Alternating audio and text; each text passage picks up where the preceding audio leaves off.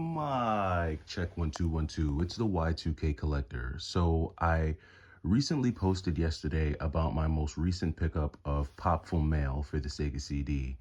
And I got a subscriber who asked a question that I wanted to answer this morning. And they basically asked if I would recommend anyone to collect for the Sega CD and what games they should get. So I wanted to kind of answer that here real quick. First of all, I am not the expert on all things Sega. If you really want to know about Sega Genesis, Sega CD, the games, the add-ons, the features, there's two channels that I highly recommend you look at before you even start collecting for the Sega CD or the Sega Genesis. The first channel that I would recommend is Sega Lord X. Sega Lord X does really great comprehensive reviews on a lot of the more popular Sega Saturn and Sega CD and Sega Genesis games. And I actually have learned a lot from Sega Lord X. The second person that I would recommend you check out, and his name just escaped me. Um, he usually rolls with like the John Riggs and the Metal Jesus crew. Man, I can't remember his name now. It's John Hancock. That's what it is. The immortal John Hancock. So that guy is also a very big, popular YouTuber. He's talked a lot about the Sega Genesis, the Sega CD, the Dreamcast. He's a huge fan of all things Sega. So those are two guys that have way more extensive knowledge than me. They've also have way bigger libraries than I do when it comes to these consoles. So I definitely recommend you checking those guys out. Now, if you want my opinion on whether or not you should start collecting for the Sega CD, if you're like a relatively new collector, because like John Hancock's been collecting for the Sega for decades, and I'm not sure how long Sega Lord X has been collecting for Sega, but his knowledge tells me he's been doing it for a while. If you're someone new and you're just starting to collect for, the Sega, anything Sega, I wouldn't recommend starting with the Sega CD. I'm going to be honest with you. The reason why I wouldn't recommend starting your collection or starting collecting for the Sega CD is because it is extremely expensive. It's just very expensive. It's one of the more expensive consoles to collect for. And to be honest with you, there are a lot of other consoles, even Sega consoles, where you can get a bigger bang for your buck and not have to spend so much money. When it comes to the hardware for the Sega CD, you're really going to have three options. You'll have the Sega CD Model 1, which works with the original 16-bit Sega Genesis console, which I have that console. I just don't have it sitting here. But you have the Sega Genesis Model 1. The Model 1, from what I understand, is known to have a lot of issues. It's definitely not the most reliable of the three Sega CD. And I think there's one more Sega console that plays Sega CD, now that I'm thinking about it. But I think that one's made by Panasonic, if I'm not mistaken. But you have the original Sega CD Model 1.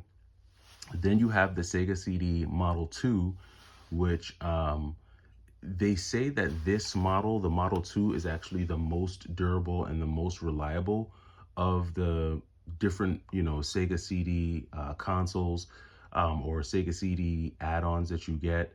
I actually got mine complete in box a long time ago. I can't remember if I traded for it or if I just got a really good deal on it. But the Model 2 is one that I've had in my collection for a really long time. And I've been tempted to sell it. I was really tempted to sell it once I got my Sega CDX, which I'll talk about in a second. But I have not sold it yet just because, one, it works great. I've never had any kind of, technical or mechanical issues with this one. And it's the only Sega CD model that I actually have complete in box with all the manuals and everything like that. So, sorry, the Model 2 for me at this point is a true collector piece. Now, one of the other models is the Sega CDX, which is a console that I got very recently. I got this towards the end of last year, and I had always wanted a Sega CDX, primarily for the convenience. As you can see, like the Sega CD Model 2 is just a huge behemoth of a console. And it's the same thing with the Model 1. Both are just really big. They take up a lot of space. They take up a lot of real estate on a shelf. They're kind of big and clunky. And I really just love the form factor of the Sega CDX. It's super small, it's super compact. In fact, I'm pretty sure you can use this as a CD player, although I would never do that. But I think the Sega CDX2 also can be pretty faulty. And I'm not super technical. I'm not the type of collector that's going to crack these devices open and try to kind of tinker with them. So if they do wind up messing up or breaking, I'd have to take them to someone who would have the ability to repair them. So I wouldn't recommend the Sega CDX because it's probably one of the most expensive versions of these three. The Model 1, I'm not sure what the Model 1 goes for. I know I've seen it online in like the 200 range. Um, the Sega CD Model 2, I know kind of ranges between like 250 and like 450, depending on if it's complete in box, the condition, all that stuff. But the Sega CDX is probably one of the most expensive versions of a Sega CD console. Even loose, this thing goes for like 450 to 500 bucks loose, right? No box, no nothing. So this is definitely the most expensive version. And I traded a lot of games in to actually get this console. So this was picked up definitely on a trade last year. So just when you start looking at the cost of the console itself, just to play the games, if you want to play the original hardware, it can be pretty crazy. So that's one of the first things. Just getting the hardware, getting the console is going to be a bit of a challenge for you. Uh, so that's part one. Then when you start to look at the games, right? The games are another financial headache when trying to collect for this system. I have I only have 7 games for this console. This is Popful Mail was my 7th game. But when you look at these games, most of these games are at least these 3 games are at least 300 bucks. Popful Mail is around between 500 and 550. Lords of Thunder, this game has fluctuated up and down. When I first picked this game up, it was like between like 150 and 180. Lords of Thunder now is like like $300. Like I've seen people list this game for like 350, 380 on the Sega CD. So this is like a $400 game, 350 to 400. Lunar 2 is like a $300 game. So as you can see, some of these games can be pretty expensive. Now, not all Sega CD games are ridiculously expensive. You have a lot of Sega CD games that are, fairly priced. They're not going to run your pockets. But what I've noticed is that there are a lot of games that are on the Sega CD that are also available on the Sega Genesis, right? So the main difference with playing some of these games on the Sega CD is that you get a little bit of full motion video. You might also get some better sound quality, better music, better voiceovers, things like that, because the CD technology takes advantage of a lot of those features. So that's what you're really gonna get there. I'm the type of person that I am not a full set collector. I'm not the type of person that if I get a console, I need to get every game for the console. I might get a console and only buy 1 game for that console or 2 games for that console, the 2 games that I really care about. But that's how I collect. So, and that would be the only condition that I would say, okay, maybe you should get a Sega CD. If you can go through the Sega CD library and pick out a few games that you might just really want to have in your collection, and you're really only going to get the Sega CD to play these 5, 10, 15 games, and you're going to be real specific and very like focused on what you're getting the console for, then maybe that might be the exception, because you kind of have a plan and a strategy for how you're going to collect for the console. But if you're just thinking about what console should you buy and collect for, there's a lot of other consoles that are less temperamental, that are less tricky, that are less expensive, that you could start collecting for outside of the Sega CD. I would say just start with the Sega Genesis. It's way cheaper. It's like a fraction of the cost to collect for.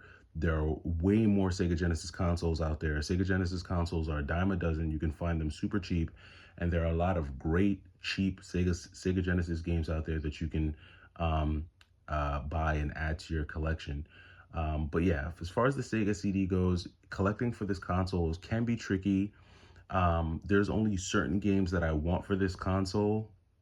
I could probably count, maybe there's probably like, if I could get all the games that I wanted for the Sega CD specifically, it would probably amount to like 15, maybe 20 games, and that would be about it. I do not need the entire Sega CD library. I'm not super interested in it like that, but there are some games that you can only play on the Sega CD that I'm interested in, like Popful Mail. Lords of Thunder is available on the TurboGrafx 16, so there's multiple ways you could play Lords of Thunder. Lunar, there's multiple ways you could play this game as well. There is a PlayStation version, a PS1 version of this game. I'm not sure what other console this came out on, but there's multiple ways you can play games like Lunar and Lords of Thunder. But there are those games that are specific to the Sega CD, like Popful Mail, like KO Flying Squadron, like I think Rex. I think Rex might also be exclusive to the Sega CD. So really, I would just be aiming for the console exclusives if I were to build a Sega CD collection. But hopefully that answers that subscriber's question. Like I said, John Hancock, Sega Lord X, amongst many others. There's a lot of guys out there on YouTube that have way more comprehensive knowledge, extensive knowledge on the Sega Genesis library, on the Sega CD library. I recommend you go checking that channel out. And yeah, the weekend is coming up, and if you're thinking about what you should start collecting for, I'd leave the Sega CD alone, to be quite honest with you. Leave this one alone. Go after a more common and easy console. Go for the Sega Genesis. Go for the Super Nintendo. Go for the Nintendo. This is if you're going retro, right? If you're going for retro gaming, go Genesis, go Super Nintendo, go NES. Those are very common consoles that you could more easily find games for. If you're like, well, Y2K, no, I want to go after a more rare console. I want to go after something a little bit more rare. I would say go after Dreamcast. Dreamcast isn't as common as Super Nintendo or Sega Genesis, but it's not as rare as a Sega CD or a Sega Saturn. But yeah, once you start aiming for consoles like the Saturn, the TurboGrafx, the Neo Geo AES, once you start going in that realm, things start to get very hairy price-wise, and it becomes challenging finding consoles that will work, that are in good working condition, that aren't faulty, and aren't going to cost you an arm and a leg. But let me know what you guys think about this. What are your thoughts on collecting for some of these more rare consoles? If you don't have them in your library, do you think they're a good place to start, or would you say no, go for the more common stuff? I'm interested to know your thoughts. That does it for me. It's the Y2K Collector. Take it easy.